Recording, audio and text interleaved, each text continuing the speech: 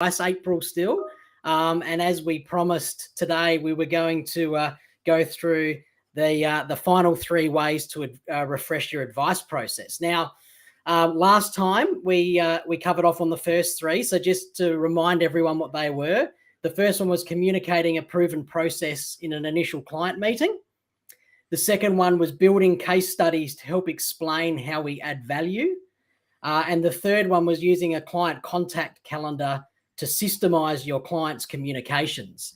But I think the important message that came out of last week really was not sitting with clients and going, I have to give you this SOA now because compliance says I does, or I have to do this fact find because compliance says I does.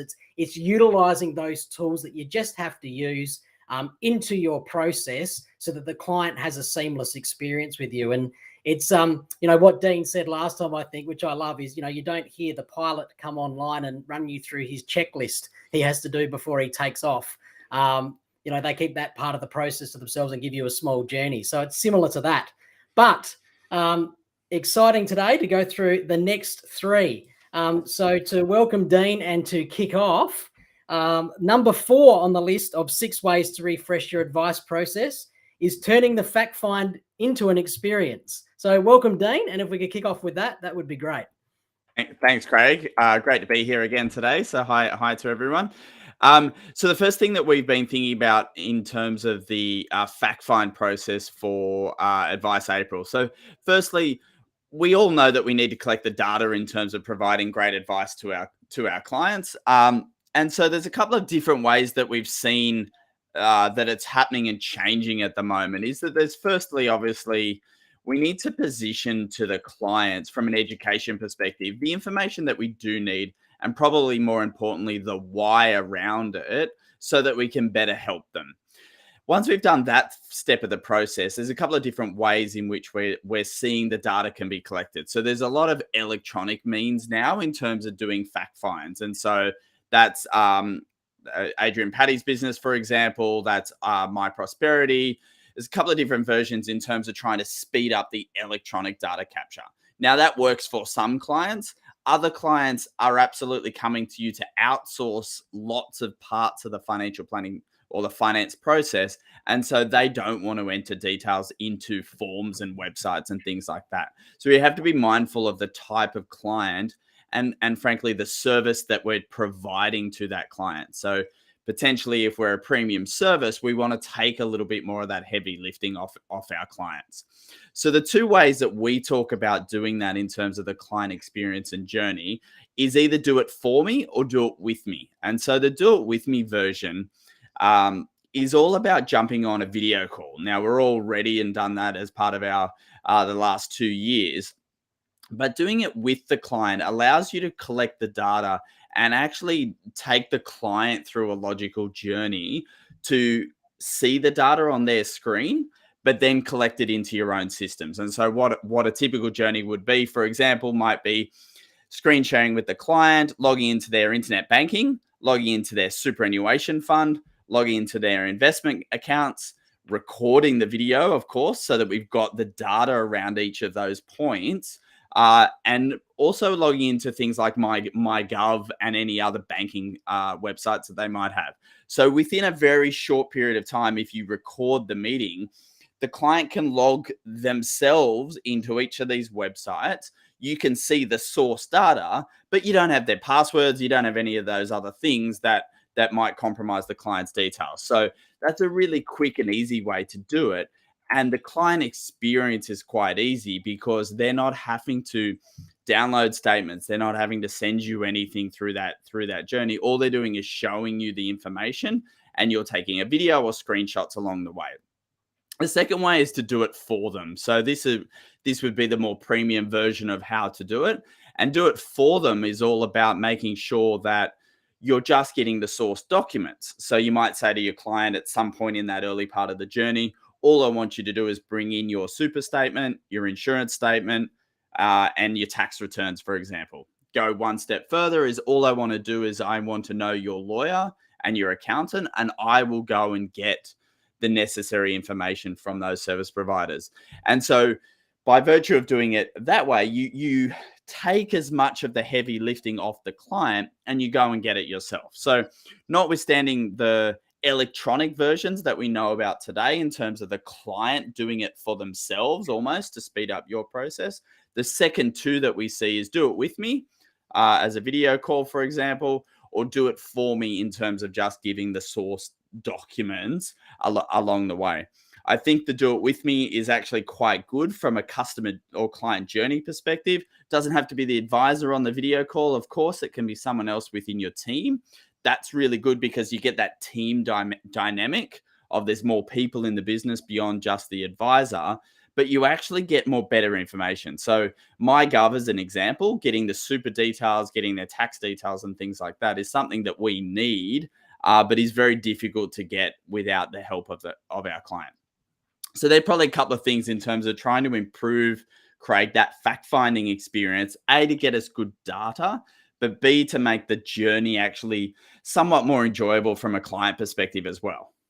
Yeah, and I agree with you, Dean. Like, if I put myself in the advice consumer seat and actually being in that seat, because I do have a financial advisor, and having interacted, I guess, with even different financial institutions over a long period of time, like you refinance a home loan, the shopping list you get that the lender needs you to provide is actually extremely overwhelming. And it makes you feel uncomfortable, and you carry this weight around on your shoulders, knowing that you have to actually sit there and try and find these things, get them out, email them, and get them through. So I really love the idea there where you're saying if you can make it part of the experience with them, it kind of feels like then I'm just in that role with whoever it is in the firm, and I'm just doing it with them. And so it feels more comfortable, and I don't leave with homework. Yes, that's right. Homework, which is the action items to find particular statements or paperwork is never exciting for a client to leave a meeting with. So that's definitely a good thing. And the thing about you said there, Craig, about how if you're refinancing and you've got to do a lot of paperwork, if you think about the larger financial institutions, that's one of their strategies is that not to overwhelm you with paperwork, but once you've got 2 or 3 or 4 financial products within an institution, they know it's very unlikely that you're going to leave because the inertia that's required to change providers. And so obviously working with an advisor removes some of that, but there's still that front end hassle of having to go through that process that we know even convincing a client potentially to change insurance providers, there's a lot of work that they know they have to go in to do in order to do that. But that'll come in another session in relation to that. So that's the first one, Craig. That's the first one. Okay, so the next one for today is turning the SOA presentations into enjoyable and efficient meetings. So first and foremost, the SOA presentation, we all know that there's a requirement to do that from our friends at ASIC. There's also the FASEA obligations in terms of informed consents. And so those two things have to cross over one another, and we have to be aware of those when we're thinking about presenting a statement of advice to a client. So first and foremost, to call out, lots of advisors today are definitely starting to summarize their advice into somewhat of a PowerPoint presentation, for example. And so taking some key elements from the advice SOA, summarizing the advice, and only presenting the PowerPoint presentation in the meeting. And so that's if you think about the experience, whether it's in person or digital, that's quite good because the message that you're communicating through that process is simpler because you're not going through the entire SOA document. And so that can definitely work when it comes to whether you're doing it in person or online. We do have to make sure that the clients have informed consent. So probably the idea of a client signing an authority to proceed straight after seeing a PowerPoint presentation would probably be a little bit of a no-no from a compliance perspective because they haven't had the opportunity to read the full SOA. So we do need to be mindful of that. And I think in the world of doing online meetings and things like that, it can be a bit more difficult to have a client sign the authority to proceed immediately anyway. So it's kind of the built-in discipline.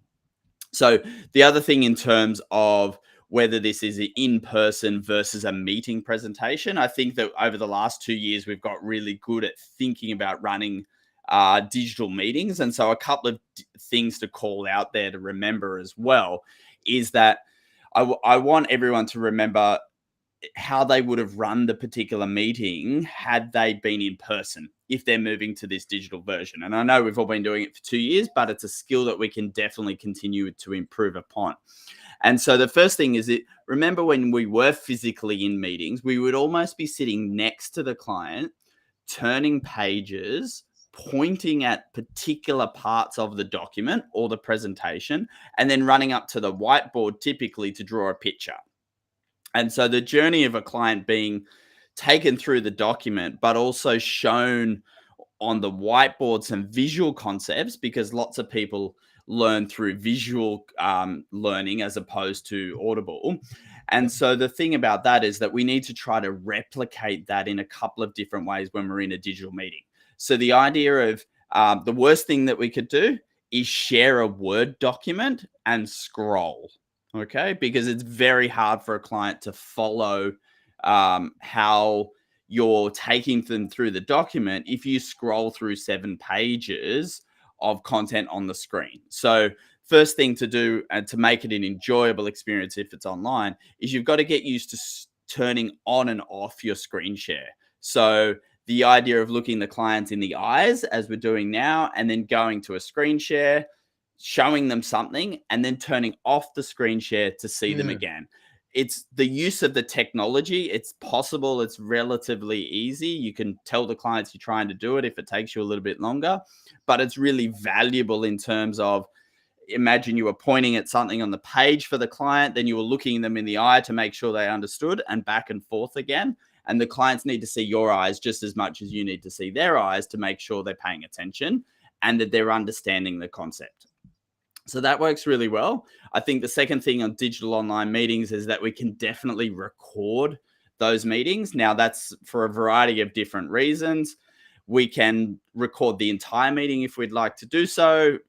That's good from a compliance perspective that we've got it on file. It's good for our general team to be able to see and hear that the presentation has been, how the presentation has been done. And the client might like to receive a copy of it as well, for example. So you can record the entire meeting. The other way of tackling it, Craig, is actually recording the last 10 minutes, which is what a couple of our firms are doing at the moment. And so you've presented the entire SOA, you've talked about how the dog and the kids and all these other things. And so then you get to this sort of last 10 minutes of your meeting, 10 to 15 minutes, and you turn the recording on only for that portion of the meeting. And you summarize it almost like a 3-way call, in that there's someone else listening, be it future client listening or listening again, and or your team. So you're actually able to summarize what you went through today, that the client understood what you went through today, what the action items for everyone are, and then you end the recording. And so that's a really valuable video file note. It's short enough that the clients might watch it again, short enough that your team can watch it, know what's happened and what they can do. And it's short enough that compliance would like to watch it as well. I think the challenge that we have between advisors wanting to record everything and then giving it to compliance is compliance can't watch a 2-hour video to find the nugget of gold that proved informed consent, for example. So that's a couple of things. Final thing in terms of the digital meetings is working out how you replace that digital whiteboard, be it preparing the slides or the content ahead of time, so you've got some pictures that you can share for the clients, or jumping on and using your iPad and a pencil, for example, to screen share at the same time. So it's very possible today to replicate what it was like from an office perspective, but you do just need to consider that you're delivering a show, that if you're an actor, you're delivering a show and an experience for the client, and you've got to be mindful of what it's like from the client's perspective in a something that could be potentially dry and boring. So I'm not saying you need jokes, and I'm not saying that you need wine and beer, which our friend from compliance, Rhett, recently wrote an article about whether clients should or shouldn't be drinking during client meetings. So not trying to add that to the experience, but just making sure that we're getting our message across most of the time. And finally, you can record client meetings in the office as well. So it's not that you can't do that. We've all got the laptop. We could easily open that for the last 10 minutes of the meeting as well. Definitely, mate. And I think regardless of what document you're actually using, it's really important to know your way around that document. And because I've sat in some meetings in the past where someone's fumbling around an SOA going, oh, I know it's in here somewhere, this part I want to show you. And, you're watching them mess through pages or whatever it might be. And it becomes really frustrating. Yeah. And it does ruin the performance, if you like. Yeah. So it's whatever document you choose to use, really know your way around it, know what pages you want to go to get whatever message across to the client that it needs to be, and be really prepared with that. And to that point around preparation, Dean, like, in some of the best practices I've been in, you see the advisor go into the meeting room 30 minutes before the client's coming in and actually drawing their picture up and getting it ready on the whiteboard. So it's there and it's neat and it's concise, and then they know they can work their way through it as well. And, I watched one of my advisors do that only a month ago. It was actually really lovely to watch it sort of evolve out. And then see how that process worked through with the client, which was really nice to see. Indeed. So there we go. We've covered the presentations. Now let's talk to the last point, Dean, on updating the review meeting to make it more about the client's journey.